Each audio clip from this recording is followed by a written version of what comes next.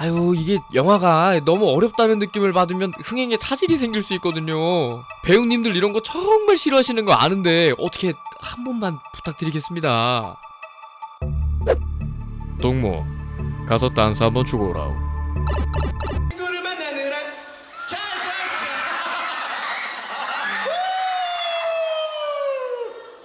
길을 걸었지.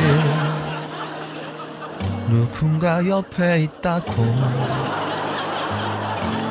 느꼈을 때 그 친구가 웃으면서 그랬어.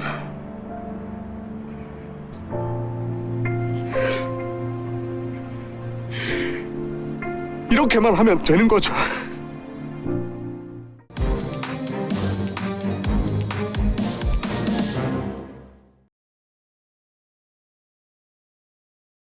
여러분은 첩보물 하면 어떤 이미지가 생각나시나요? 멋진 스토와 새끈한 자동차, 저출산 문제 해결에 도움이 안 되는 짝짓기, 특수훈련은 뭐로 받았나 싶은 당나라 총격전 등이 생각나실 텐데요.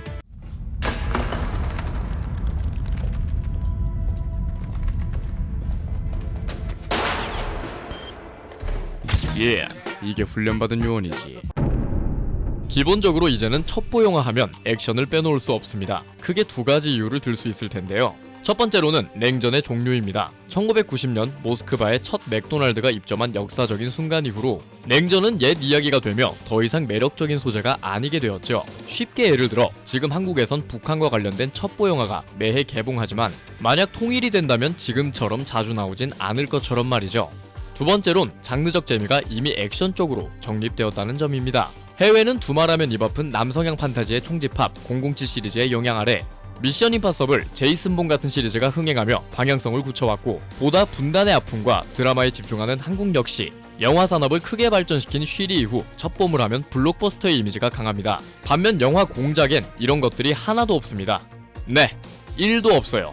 주인공은 눈에 띄기보다 어디에나 있을 법한 평범한 이미지이며 그 안에서 펼쳐지는 수싸움은 치밀하지만 화려함은 없습니다. 사실 생각해보면 스파이라고 했을 때 발각되는 순간 끝이니 눈에 안 띄는 게 맞긴 맞는데 이게 보는 입장에선 썩 눈이 즐겁진 않습니다. 이 사이에 액션 넣고 남녀의 화학적 교류 좀 넣고 하다 보면 결국 007 아류작이 되어버리죠. 이런 장르적 재미를 완벽히 배제한 채 떠오른 작품이 바로 2011년의 틴커 테일러 솔저 스파이입니다. 게리 올드먼, 톰 하디, 콜린 퍼스, 베네딕트 컴버배치, 키어런 하인즈, 존 허트 한 명 한 명 연기파로 유명한 정상급 배우들을 모아놓고도 연기를 띄워줄 만한 감정의 격돌도 거의 없이 아주 미세하게 보여주는 연기력과 각본의 의지에 극을 이끌어 나갑니다. 제 기준에선 10점 만점에 10점을 준 영화지만 결국 볼 건 이 배우가 얼마나 얼굴 근육을 섬세하게 움직이는가 나 목소리가 어떻게 변화하는가 같은 미세한 부분들이기 때문에 사실 아무한테나 막 재밌다고 권할 만한 작품은 아닙니다. 그럼에도 이 정도 출연진이 나와서 유명한 원작을 잘 영화적으로 연출했으니 영화 감독들 사이에서는 꽤나 회자가 되는 작품이었죠.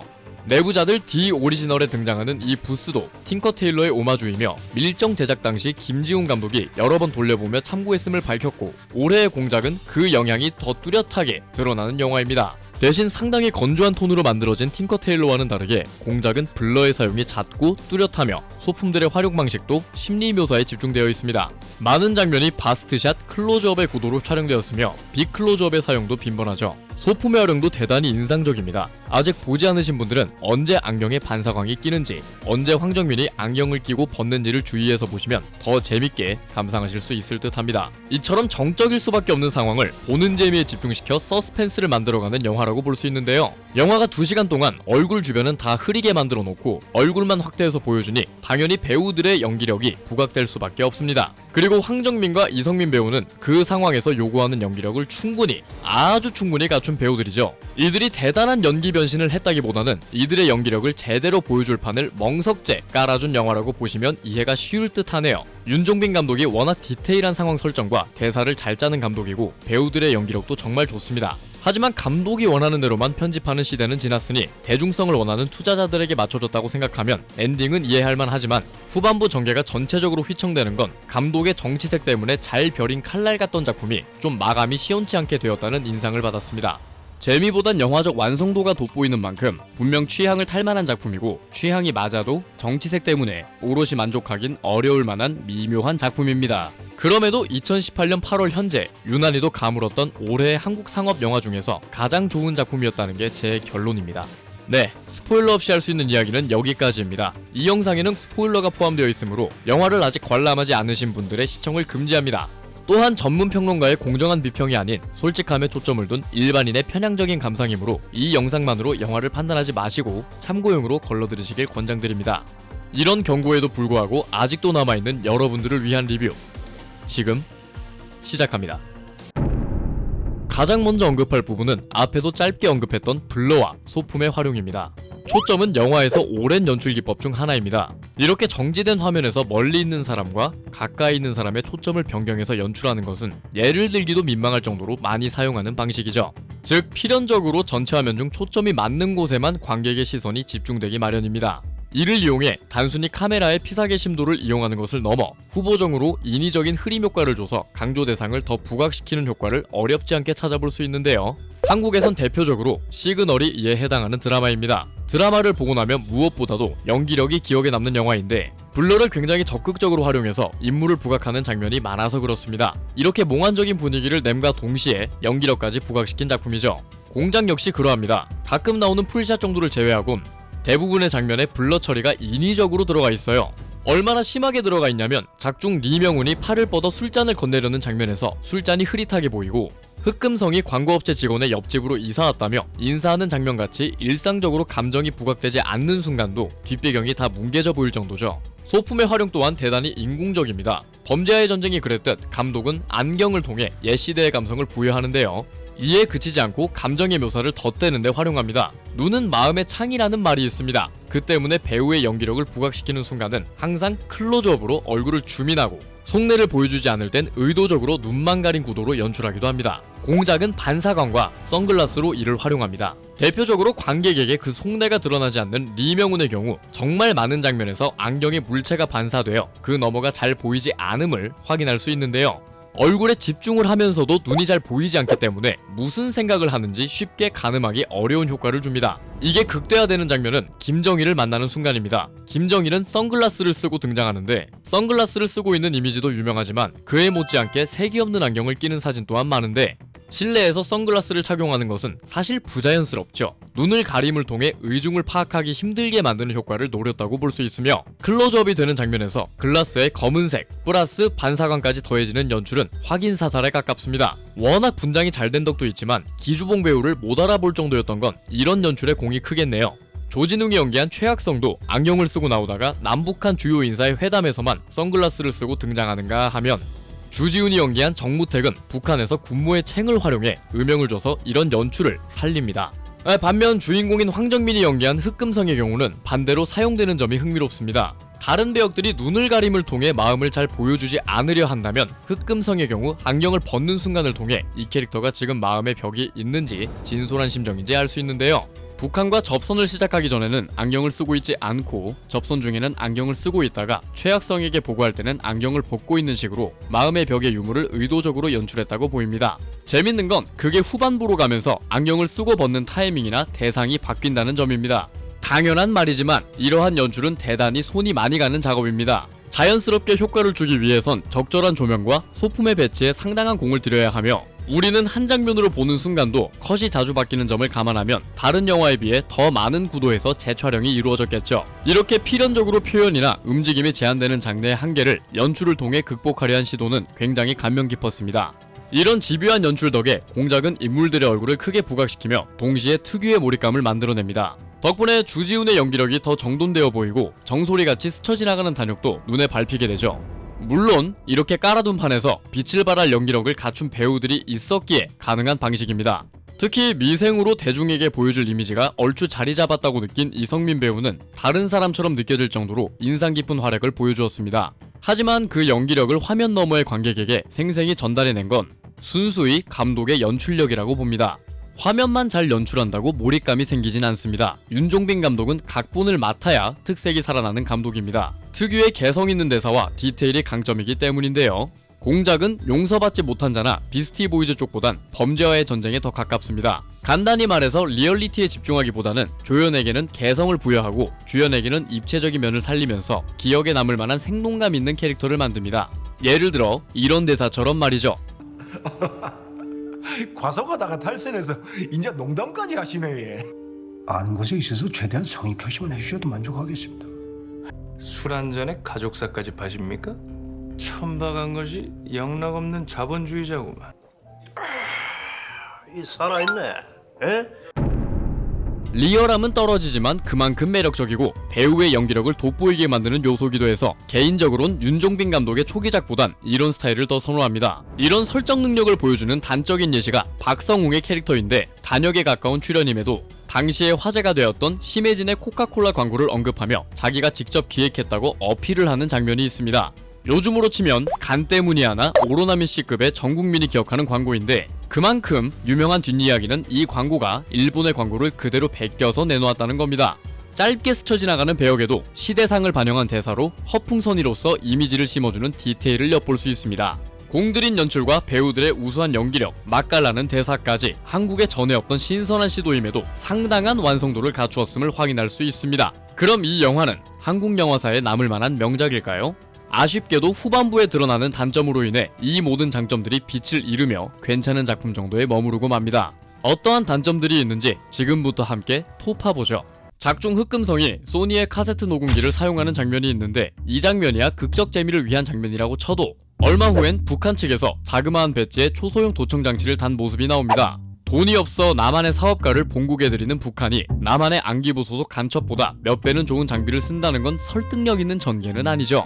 또한 용이 주도한 인물로 몇 번이나 속내를 떠보던 리명훈이 회담이 끝나자마자 모든 사건의 내막을 알고 찾아와서 횡령사실까지 들춰내며 김정일을 설득하는 흑금성을 겪고도 그가 스파이인 게 드러나자 몰랐다는 듯이 총을 들이대는 건 너무 긴장만을 위한 연출입니다. 이런 개연성 부분도 아쉽지만 무엇보다 이 영화에 대한 평가를 깎아먹는 대부분의 문제인 정치색에 좀 더 집중하도록 하겠습니다. 예전 1987 리뷰에서 밝혔듯이 저는 정치색이 노골적으로 반영된 영화를 좋아하지 않습니다.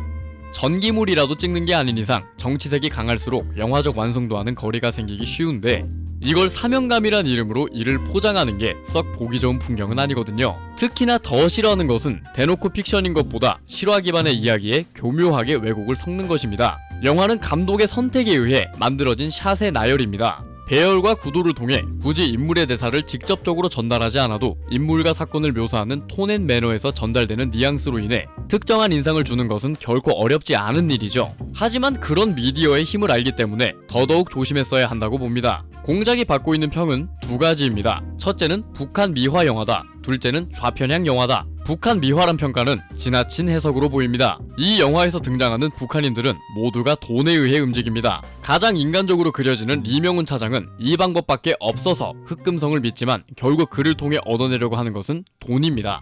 흑금성을 천박한 자본주의자라고 비웃던 정무택은 능을 파헤쳐 얻어낼 진급기회에 솔깃하고 김정일에게 전달할 자금을 횡령하기도 합니다. 위대한 수령동지는 어떻던가요? 얼마를 벌어줄 수 있냐로 시작해서 남한에 미사일 공격을 하기로 결정한 이유도 돈! 그 발언을 철회하는 이유도 부하가 돈을 횡령한 사실을 알고 붕괴한 탓입니다. 결국 이 영화는 입으로는 자본주의를 욕하면서 몸은 솔직한 공산주의자들의 타락한 모습을 묘사한 것에 가깝습니다. 또한 리명훈의 실존 인물인 리호남과는 실제로도 인간적인 교류가 있었기 때문에 이를 가지고 북한을 미화하고 있다고 보긴 어렵습니다. 다만 왼쪽으로 기울어진 영화라는 평에는 저도 이견이 없습니다. 이런 이야기를 하면 또 그럼 너는 우편향이냐로 시작해서 반말은 기본 장착에 욕과 비꼬음은 추임새로 넣으시는 분들이 몰려올 텐데 첫째로 저는 저의 정치적 스탠스를 영화평가에 반영하지 않으며 둘째로 단순히 왼쪽으로 치우쳤다고 깎아내릴 거면 1987을 매번 좋은 영화의 예로 들지도 않았을 겁니다. 그리고 마지막으로 본인이 가진 신념이 귀하다고 생각을 하시면 부디 그에 맞는 격을 갖추시길 바라겠습니다. 요새 사회적 이슈인 레디컬 페미니즘의 형태를 보시면 아시겠지만 사용하는 언어가 격하면 격할수록 그 내용은 들어볼 생각도 안 들기 마련이거든요. 자, 잡설은 여기서 줄이고 이 영화가 좌편향이라고 생각한 근거를 이야기해보죠. 이 영화는 노골적으로 사상을 드러내지는 않습니다. 하지만 그렇기에 더 위험합니다. 영화를 사실적으로 보이기 위해 많은 공을 들였습니다. 미디어에 노출되었던 김정일과 조명애는 최대한 비슷하게 분장을 시키고 실존했던 이효리의 애니콜 광고를 극에 끌어들였으며 유행에 가까운 연출이지만 당시의 뉴스 화면을 꾸준히 노출합니다.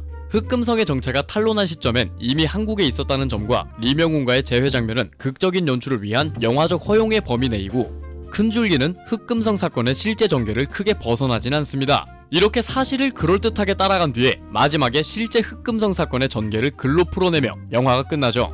이런 방식의 연출은 영화가 사실에 가깝다는 착각을 하게 만듭니다. 물론 시작 전에 허구를 포함하고 있다는 경고문은 나오지만 그 범위를 특정하지 않는 상황에서 사실적으로 연출한 영화는 관객이 어느 부분이 허구이고 어느 부분이 사실인지 판단하기 어려울 수밖에 없죠. 심지어 이 영화에서 가장 찜찜한 부분은 여태 차갑고 논리적으로 전개되던 영화가 뜨거운 감성에 기대어 미묘하게 말꼬리를 흐리는 순간입니다. 앞서 언급했듯이 이 영화는 대단히 전개에 공을 들이고 조연의 설정 하나 허스로 쓰는 일 없이 꼼꼼히 배치된 영화입니다. 그런데 후반부의 최악성이 남북의 만남을 주도하는 순간부터 영화가 망가지기 시작한 순간에 슈베르트의 망이 깔리는데 마치 차갑게 식은 영화의 후반부를 암시하는 듯 했습니다. 영화에서 묘사하는 최악성은 흑금성의 존재를 알고 있는 남한의 3인 중 유일하게 직접 접촉하는 인물이며 그만큼 수읽기에 능하고 셈이 빠른 유능한 모습으로 그려집니다. 평양에 방문하는 핵물리학자를 한국으로 끌어들이기 위해 그의 수제자에게 덫을 놓고 핵물리학자에게는 거절 못할 제안을 하죠. 중반부에 펼쳐지는 리명훈과의 수싸움에서 흑금성에게 적절한 조언을 해준 것도 그입니다. 그런데 후반부에 들어서자 이런 최악성은 상사가 국가가 원하는 일 운운하자 꼬리를 내리고 이유가 합당하지 않다고 묻는 흑금성에게 합당한 설명 없이 생각은 너만 할 줄 아냐? 고 화를 내는 무능한 상사로 바뀝니다.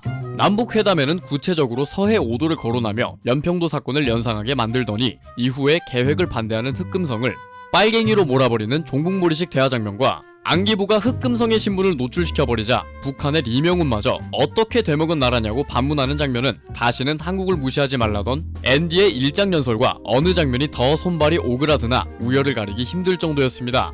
실제로 당시 보수 측에서 북한의 무력 도발을 요청한 총풍 사건은 실존하는 이야기입니다. 다만 영화와는 다르게 안기부가 계획적으로 나선 게 아닌 보수 측 인사 몇몇의 개인적 일탈에 불과하며 흑금성의 신분을 노출한 것 역시 안기부가 아니라 정권교체 과정에서 벌어진 일입니다. 1996년에 판문점 총격인 북풍 사건까지는 안기부 개입 의혹이 있기 때문에 충분히 납득이 가지만 거기에 이미 연관이 없는 것으로 판명난 총풍 사건과 사실과는 다른 흑금성의 신분 노출을 모두 안기부의 소행으로 돌리고 최악성은 소위 꼴통으로 묘사해버리는 건 다분히 의도가 느껴집니다. 눈도 마주치지 말라던 김정일의 눈을 똑바로 바라보며 일장연설을 늘어놓는 흑금성은 덤이고요.